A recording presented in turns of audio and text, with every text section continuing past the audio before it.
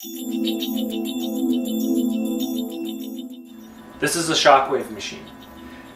We've had shockwave for a few years. We use shockwave with tendon injuries. So starting from the bottom, it would be something like a plantar fasciitis, Achilles tendonitis, jumper's knee or tendonitis around the knee. We use this a lot with scar tissue around the SI joints. We're using it a lot with a rotator cuff injury. It's excellent for both golfers and tennis elbow, so we use that in the tendons here.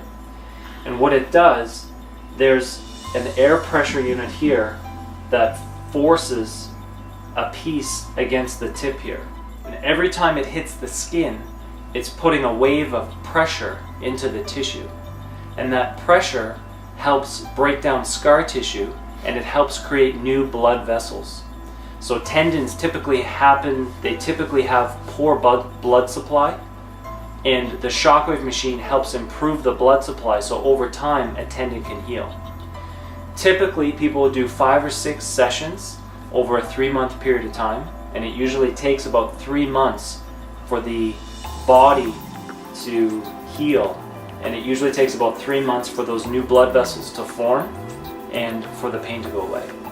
So the shockwave machine sounds like a machine gun. And typically it's placed around the tendon that's injured, and it typically only lasts 3 to 5 minutes. It can also be used for trigger points. It is sometimes uncomfortable. The shockwave, because it's putting pressure into inflamed tissue, can often be an uncomfortable experience. But because it's short-lived, and because the results are so great, most people will follow through with their treatment plan. Typical treatment plan for shockwave for an average case of, say, plantar fasciitis or a rotator cuff injury or golfers or tennis elbow would be 5 or 6 visits over a 3-month period of time.